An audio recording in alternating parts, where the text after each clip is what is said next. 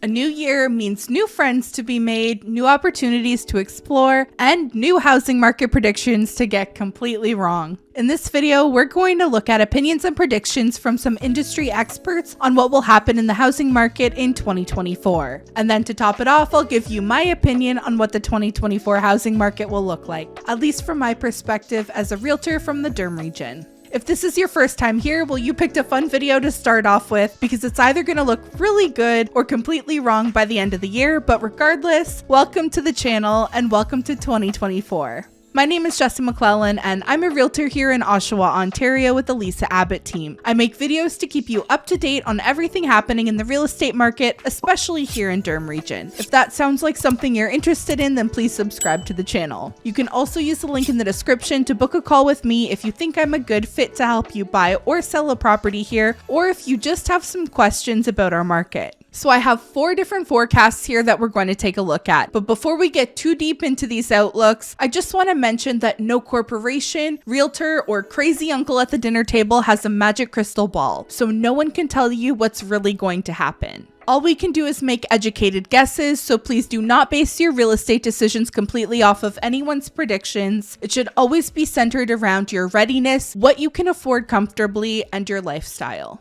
With that said, the first forecast we're going to look at is from TD Bank. TD forecasts a 10% drop to the average price of a home in Canada, and they said the main culprits were their forecasts for bond yields, which have a direct impact on lending rates, and the markets cooling down in BC and Ontario due to a surge in supply. To be fair, this report came out in November based on data up until that point, and I think at that time many people felt this way and that there are still people that do feel this way.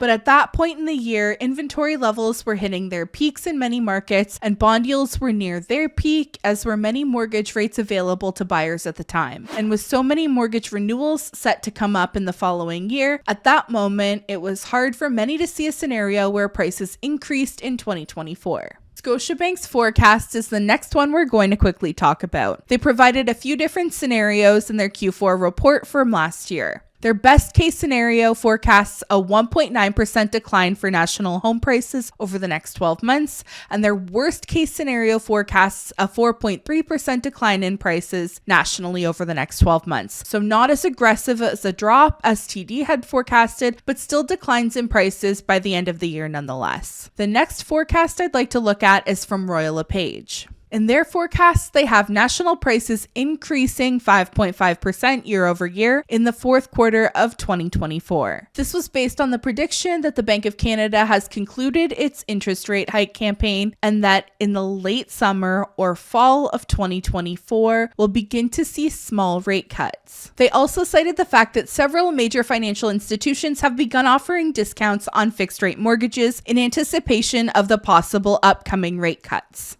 LePage also forecasts that the aggregate price of a home in the GTA will increase 6% year over year in the fourth quarter of 2024 as well. So far, LePage is the first to forecast price increases in 2024, but they're not the only ones forecasting an increase. According to Remax's 2024 Canadian housing market outlook, they're expecting a 0.5% price increase nationally, but the interesting part of their forecast to me is that they don't expect that growth to come from our market here in the Durham region or from the Greater Toronto area at all, as they're expecting a 5% price decline and a more buyer's market in the Durham region, a 3% decline and a more balanced but buyer-leaning market in the Greater Toronto area, and something that I found really interesting as well, they forecast a 3% price decline and a balanced market in Peterborough and the Kawarthas. That really stood out to me that they're expecting higher price drops and a more buyer-friendly market in Durham region than they are in Peterborough. Typically, Peterborough is a cooler market than what we have here in Durham region, and in the Kawarthas, there are a lot of cottages, and usually recreational homes are what people will start selling if they're struggling to make payments. I personally would have thought it would have been the other way around.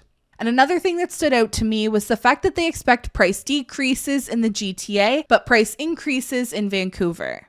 And that's what Remax expects to happen in 2024. And now without further delay, here are my thoughts on the real estate market for 2024. In the latter half of 2023, we saw inventory levels really start to build up in my market and in many markets in Canada. When we were in October and November, it really felt like we would be entering 2024 with a higher number of active listings and comparatively higher interest rates than we've seen in the last couple of years. So at that time, it was harder to see a scenario where prices could increase in any meaningful way. But November and December, we saw a lot of terminated and suspended listings in my market, and I would say a large amount of those did not relist, and of course, that time of the year also brings in a low amount of new listings regardless. So we have really seen a significant drop-off to inventory levels in November and December, which is to be expected at this time of year.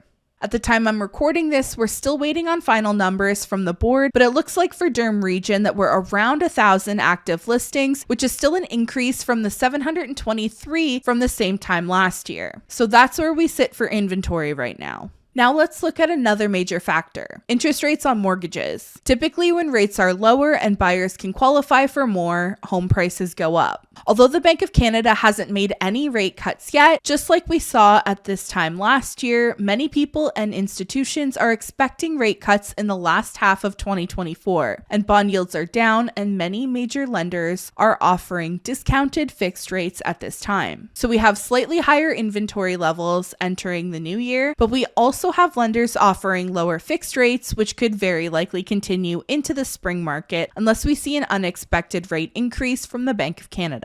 Other factors that will impact the housing market are things like immigration, which was up in 2023 and expected to be higher again in 2024, as we expect to see nearly 500,000 new people come to Canada.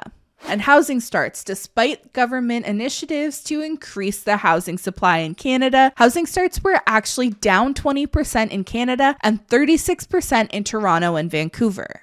Now, housing starts being down will have more impact on the years ahead when those homes would normally be complete, but welcoming 500,000 new people to the country is absolutely significant, as all of those families will need a new place to call home and will be adding demand to the major housing markets in Canada. With all of that said, this leaves me with a couple of questions. Will we see a big enough boost to new inventory coming onto the market, especially leading up to and during the spring market? Because we know that sales activity is going to pick up in the spring. We see it happen every year. And we also know that when lower mortgage rates are offered, home prices tend to go up, especially if there isn't enough supply to handle that extra demand. I know there are a lot of agents and homeowners waiting for the spring to come, hoping for better market conditions to sell their property. But I don't know if it's enough or if it comes at the right time to hold back the inevitable increase in buyer activity and the lower rates being offered. I think it's likely we see activity and prices increase during our spring compared to late last year. However, I don't think it will be nearly the same outcome we saw last year, where the average price increased about $100,000 during the very short period of time.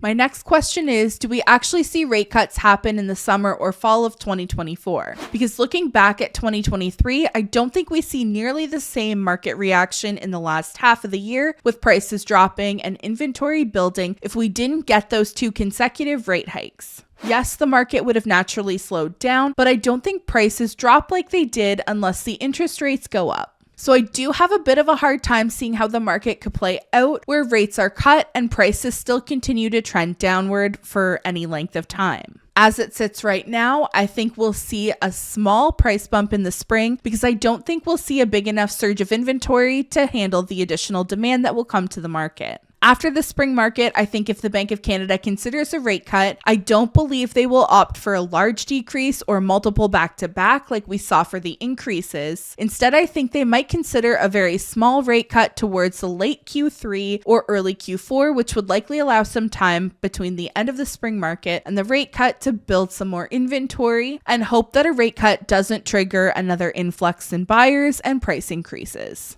I know people can be very influenced by what they see in front of them. When prices are dropping, it feels like they'll drop forever, and as soon as prices start going up, attitudes change and people want to jump in before they go too high. Or the people who don't buy and wait on the sidelines see prices drop and say, well, rates are still too high, I'm not buying now, I'll wait. And then rates get cut and then they say, well, the prices are going too high, I'm not buying now, I'll wait. And unfortunately, those can be the same people who are kicking themselves for not buying 10 years ago. And my point with all of that is it might be the right time for you to buy, or it may not be, but only you can decide if it's the right decision for you and your family, if the monthly payments are doable currently and sustainable for you and fit your lifestyle. If you have any questions about buying a home in the Durham region or surrounding areas, or just want to chat about what your possibilities could look like, then please do not hesitate to use the link in the description to book a call with me at a time that works best for you. I'm always happy to help. Thank you so much for watching until the end. Hit that like button and subscribe if you enjoyed this video and would like to see more, and I'll see you next week.